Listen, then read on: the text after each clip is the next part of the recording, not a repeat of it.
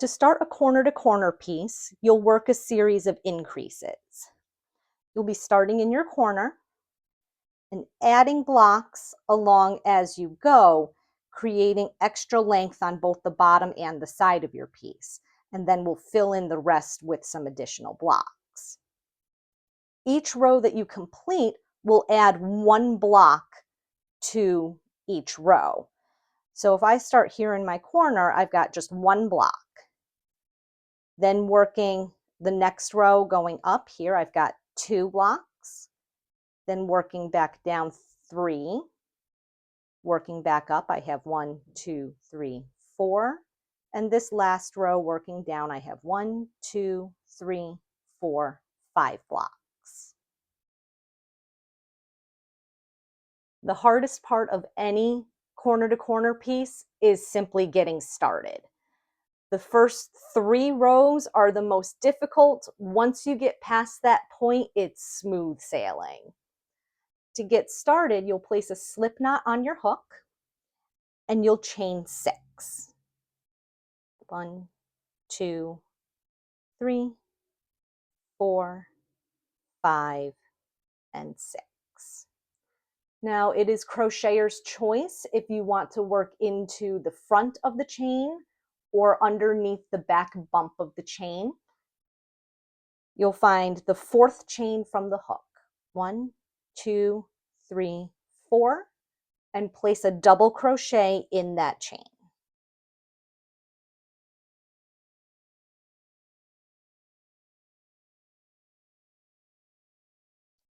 You should have 2 chains remaining, and you'll place a double crochet into each of those chains.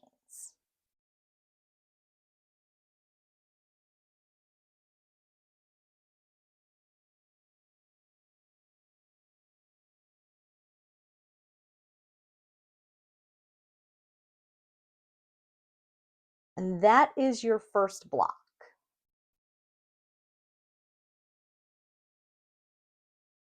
Now I recommend grabbing a stitch marker and placing that stitch marker on the front of one of your double crochets. That will come in handy as we work our next row. Each block is a series of 3 chains and 3 double crochets. From here, we're going to turn our work so that stitch marker falls to the back side. And from here, we're going to do everything that we just did, making a chain of 6. 1, 2, 3, 4, 5, 6. Find the 4th chain from the hook. 1, 2, 3, 4. Place a double crochet in that chain. And then place a double crochet in the remaining 2 chains.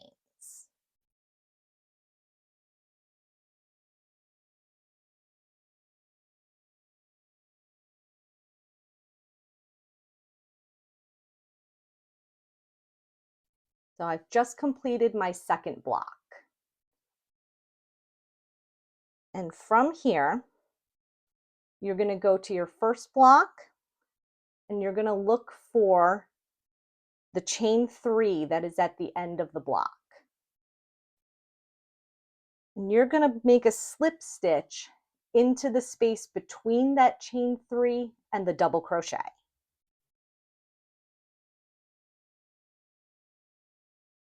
Just like so. And what that did was that connected these 2 blocks together. I'm going to show that again.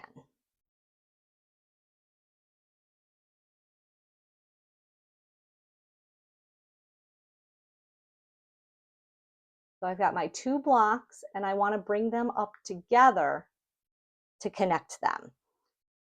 And we're going to do that by placing a slip stitch in the space between the chain 3 and the double crochet of our first block. We're going to go in, yarn over, pull up a loop, and pull through the loop that's on the hook. Now, what can make this tricky is when you're making that second block, a lot of times that first block likes to twist back on itself. I'm going to place this down here.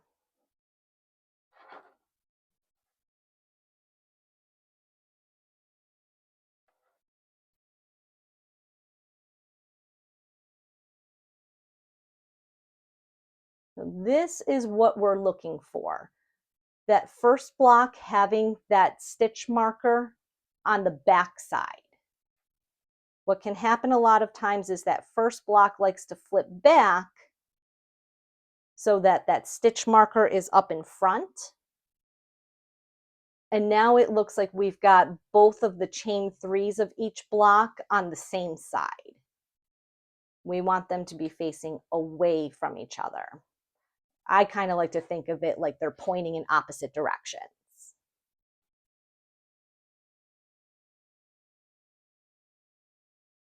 So again, placing a slip stitch in that space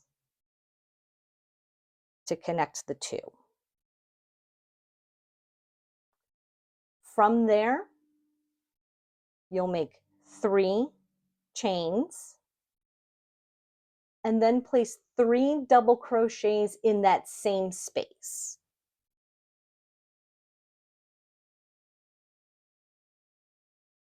One,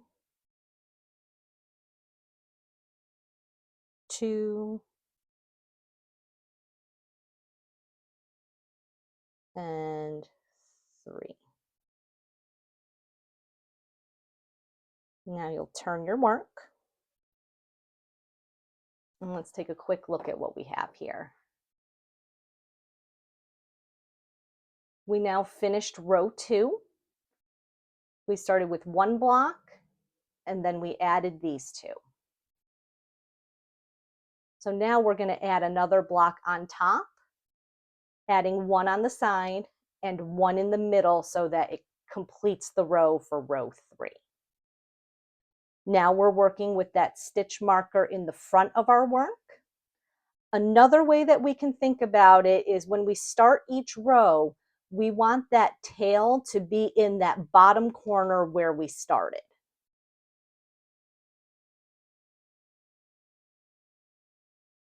So we're going to start the same way with a chain 6. 1, 2, 3, 4, 5, 6. Find the 4th chain from the hook. Place a double crochet in that chain and a double crochet in the remaining 2 chains.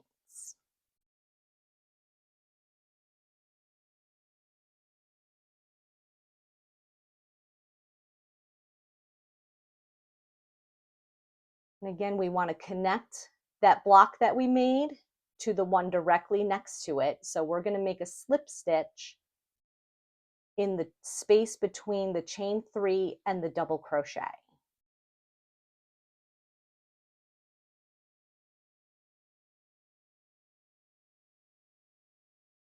So now we're going to place another block in that same space, starting with a chain 3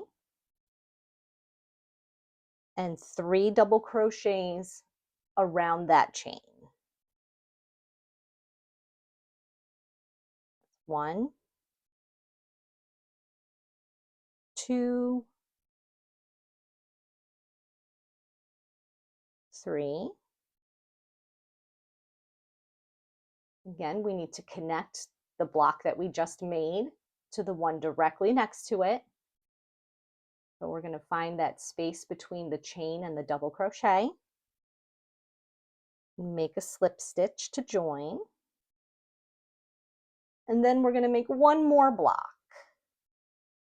So chain 3 and 3 double crochets in that chain space.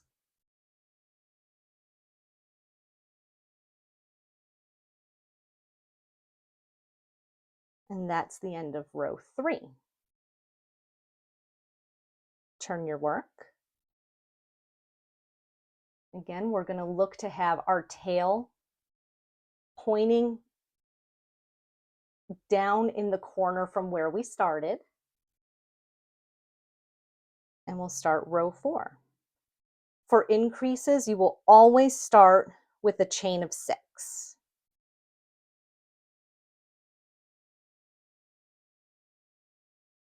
When we do this, we're adding another block to the row.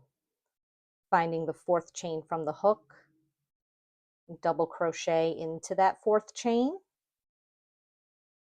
double crochet in each of the 2 remaining,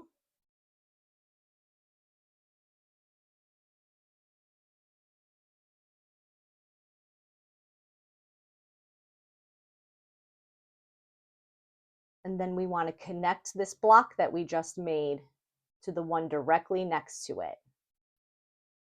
Going into that chain space and making a slip knot.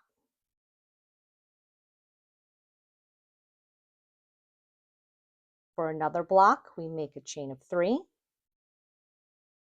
3 double crochets into the same chain space,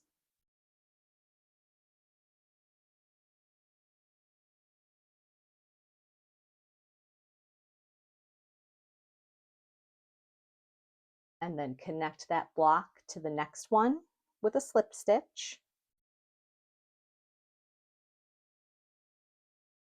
chain 3,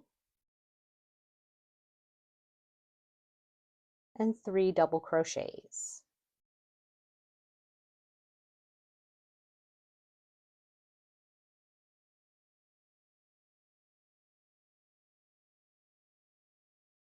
Slip stitch to join the 2 blocks, chain 3, and 3 double crochets.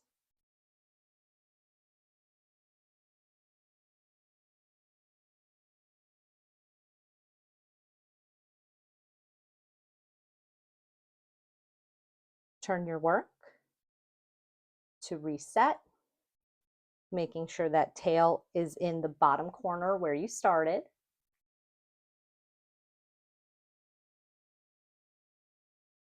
And you're going to repeat that same row until your piece is as wide as you would like it.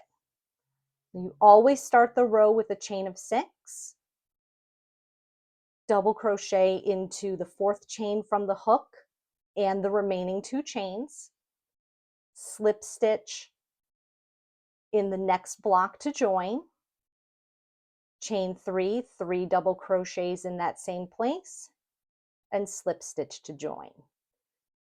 Chain 3, 3 double crochets in that same space, slip stitch to the next block to join. Chain 3, 3 double crochets in the same space, slip stitch to the next block to join.